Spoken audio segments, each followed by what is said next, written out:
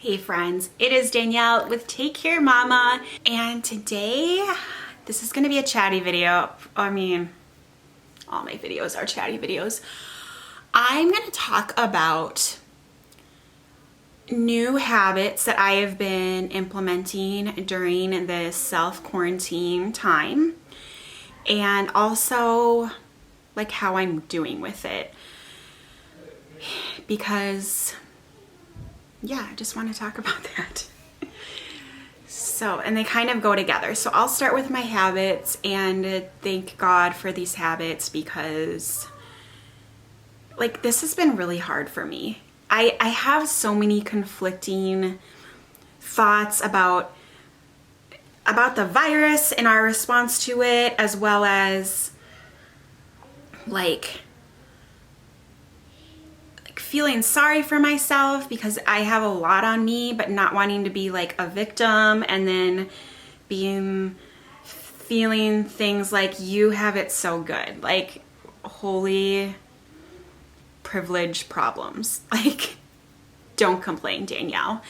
But I am having a hard time, and that's okay, and it's okay to talk about that while also realizing how fortunate I am, I think. So there's my intro. Moving on. A lot of you know that I am a big meditator. It is something that I got into maybe 2 or 3 years ago, and like if you told me 5 years ago that I would be meditating every day and kind of like into it, I would have laughed. I never thought I could be one to meditate because my brain is going a million miles a minute. I've told this story before. I think I have it up on my blog that I was in therapy for my multiple anxiety disorders, and the therapist suggested that I try meditating, and I like had a panic attack at her saying that because I was scared to be alone with my thoughts. That was horrifying.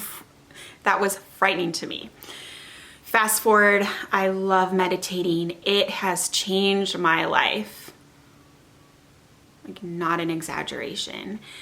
And I have been upping my game during this time. When this whole thing started, I think like the first couple weeks I slacked on my meditation practice just because it was a lot of new stuff, and I just did, and that's okay. It is what it is. And I felt my anxiety take a really hard turn for the worse. I did not have a panic attack. I haven't had a real panic attack in a couple years. I'm so fortunate. I've really worked on myself. I'm also on antidepressants, but I've had panic attacks on antidepressants in the past, but I've really been working on myself, and I did not have a panic attack, but it got close. Like maybe a little mini panic attack or multiple mini panic attacks.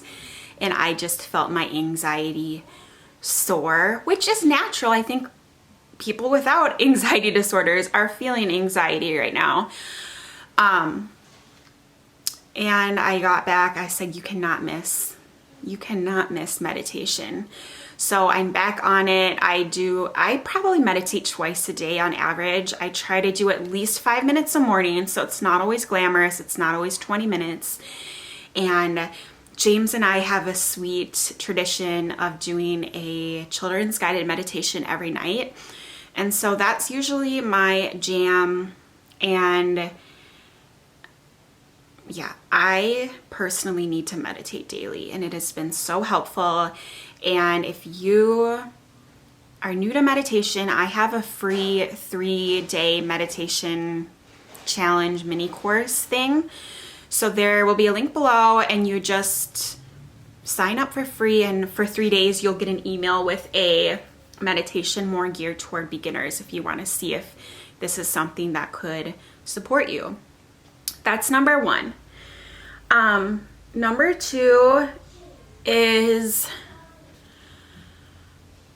I have been reading for an hour a day. I kind of just started this halfway through the self-quarantine, and I just decided like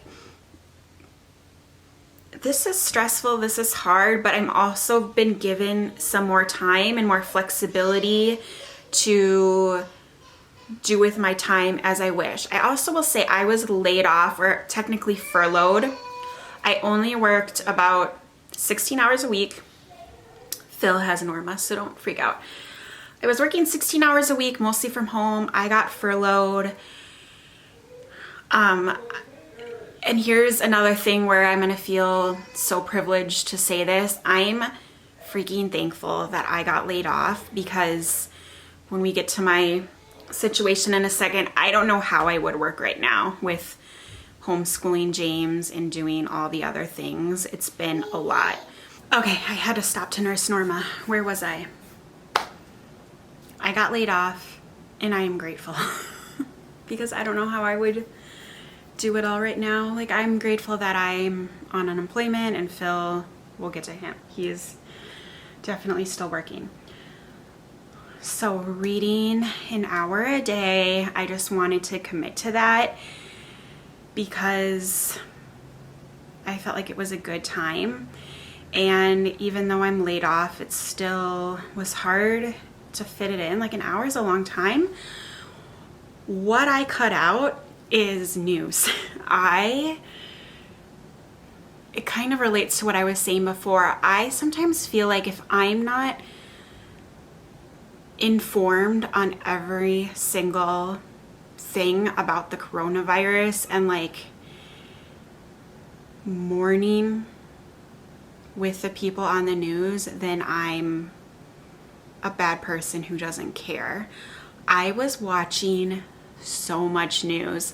Like, I had my, what are those AirPods, the wireless headphones. Like, I would just have them in my ears constantly, have the news on in the background. I watched the press conference daily with the president. I needed to be informed, and I'm a news junkie, and I just like to know what's going on. But it was starting to affect my mental health. It's just not good to consume that much of anything, I don't think. So I don't really watch a lot of news at all anymore. Like, I stay informed. It's kind of hard not to. And I'm spending that time reading. I like to read nonfiction, and usually nonfiction to me is personal development and fiction at the same time, so one of each. And I think I'm going to do a whole video on like what I'm reading and watching right now. But also, and I've talked about this on Instagram as well, James and I started reading Harry Potter together, which has been delightful. And it takes us about a half an hour per chapter, so that's already half of my daily reading. Sometimes I do just a half hour more of my personal reading, or I do a little extra because I love the books I'm reading right now personally.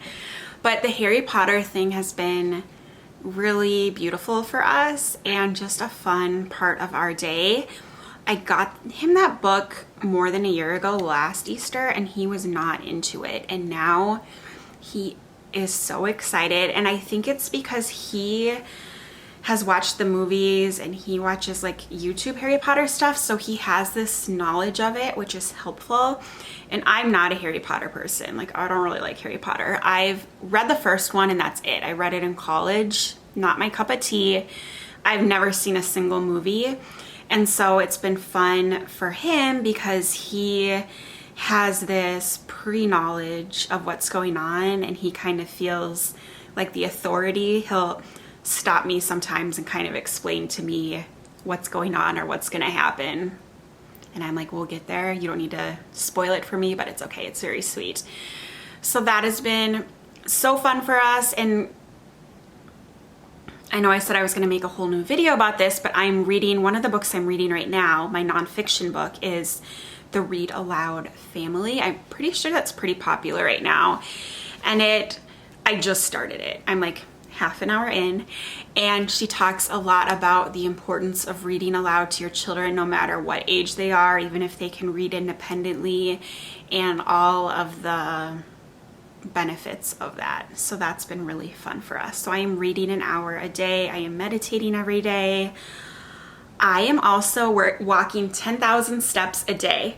I have my Fitbit and I just try to get it in. James loves going on bike rides, so I can get a run in or a walk while we go on a bike ride every day, or I go by myself on a run or a walk when Phil gets home. I walk our yard. I've talked about that in a couple vlogs and on Instagram. We have chickens now, and so my morning routine is to get up, do my meditation, get my morning coffee, let the chickens out so that they can roam the yard and get some sunshine and grass. And instead of going for a walk, I walk the yard to make sure that they're safe and just kind of start my morning walking. And this is an average, 10,000 steps average. So like last week on Saturday, I only walked 5,000 steps, but I walked enough on the other days to average it out. And I'm not gonna cry if I don't make it, but I'm trying just to move more. And part of me was like, let's get on this big fitness weight training thing. And I love weight training, but I just said, I just want to move. I just want to walk or jog, and that's going to be my goal.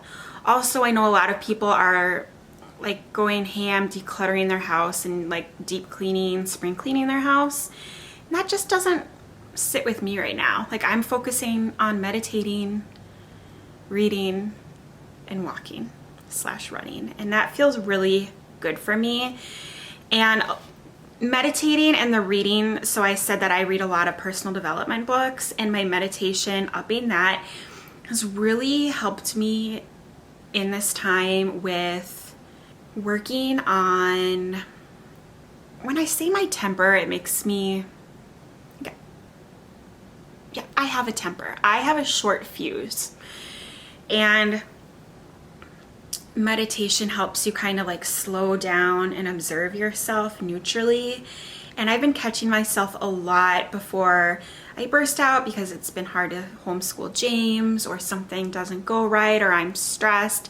And I've been catching myself and taking a deep breath and choosing the next best feeling. That's something I got from Gabrielle Bernstein, like choosing a different thought, a different feeling, like how can I react in a different way that I might have yesterday, and just always striving to become a little bit better. We're moving to the second and final part of this video. I got laid off. I have James, who's 7 and has ADHD, and Norma, who is 1. My husband manages a group of meat markets, and so it's kind of like they're mini grocery stores in essence, but they specialize in meat. And meat, if you watch the news, is kind of a hot topic right now because a couple plants have shut down. They might be up now, but a lot of people got infected with COVID, so it's been affecting the meat supply. And he's just an essential worker because it's grocery. He's been working a lot, and I am so thankful for that because we have our income coming in still, and that's amazing. Like, I have it good. I am so privileged. We are so privileged. Thank you, Lord, for his job, but it's been a lot. 7 days a week. He's home right now, and this is his 3rd day off since this whole thing started. And it started in beginning of March, and we're at middle May. So it's been a lot. Like, obviously for him, he doesn't complain much. He's doing good, but that's a lot of work. And then for me, and I know, like, there's a lot of single parents. Like, I'm not trying to be the victim mentality, but homeschooling James or at home learning, not being able to go anywhere, not having the normal support of my partner has just been a lot. School has been tough with James. We butt heads often, and getting his schoolwork has been a challenge, getting it done. It's been a struggle every single day. And once he sits down to do it and he's in the right mood, it's not hard for him. It's not the content. He can get it all done in an hour. Like, it's not a lot of work. It's just getting him to do it. And I'm learning to let go. I talked to his teacher and kind of told her how much we're struggling, and she gave me permission to shoot for half done. And that's hard for me because while I'm not a perfectionist, I'm very type A, and I like to get everything done on the list. Like, I'm to-do list queen. I tick, tick, tick, tick, tick. And so leaving things undone, unfinished is hard for me. And even with the day, there's a morning check-in, and that's the only thing required for a particular day. It's how she takes attendance. And then she gives other work for the day, but technically you can do that whenever you want, and you could do that all on Sunday because she knows, each family is different. So it's called the morning check-in. And so in my mind, we need to do it in the morning, when in reality, you do it when you do it. And so I'm learning to relax and to do it when it works best for him. And even, I just mentioned Phil's home, so he's doing school today, and I was filming another video and I was eavesdropping and they weren't doing it correctly. He was letting James record his answers when I knew he was supposed to be practicing journaling his answers, and I wanted to interrupt and tell them to do it the right way. And then I stopped and I observed myself. Phil is the dad, and maybe I'm wrong. Maybe you could do it like that, and it's not. He's in charge of school today, and I can let go. And even if they aren't doing it correctly, like, that's okay. And so that's something that I'm really working on, is letting go, being present, and taking time to enjoy these moments, because even though they're stressful, and I mean, these are scary times. I don't know anyone who's had COVID, but it's scary and stressful. But I do think that a lot of us will look back on this time someday with watery eyes at the beautiful moments where we kind of just all slowed down and hunkered down and had a lot of family time. Like, a lot. I know it's too much right now, but I think we will look back on this time and with a little bit of envy, some of us. And so I'm just trying to enjoy this time and be present. So I know I said this is a chatty video, and I always do chatty videos, but this was like, I didn't really plan this, all over the place. So I hope it made sense and resonated maybe with some of you. I would love to have you subscribe if you are new. Yeah, leave me any comments below. I hope you have a wonderful day. Let's do 3 deep breaths together before we go. Let's see. I'm gonna put some lavender in my palm.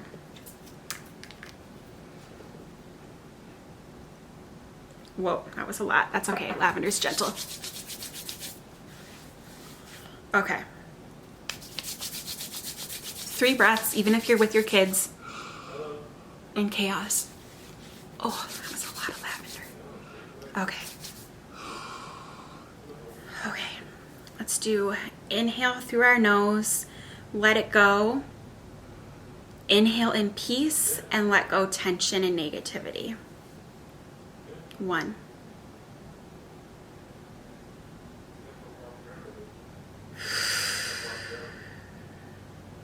2.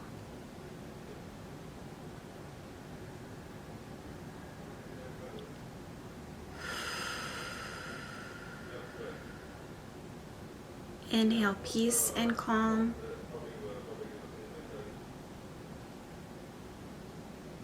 And surrender.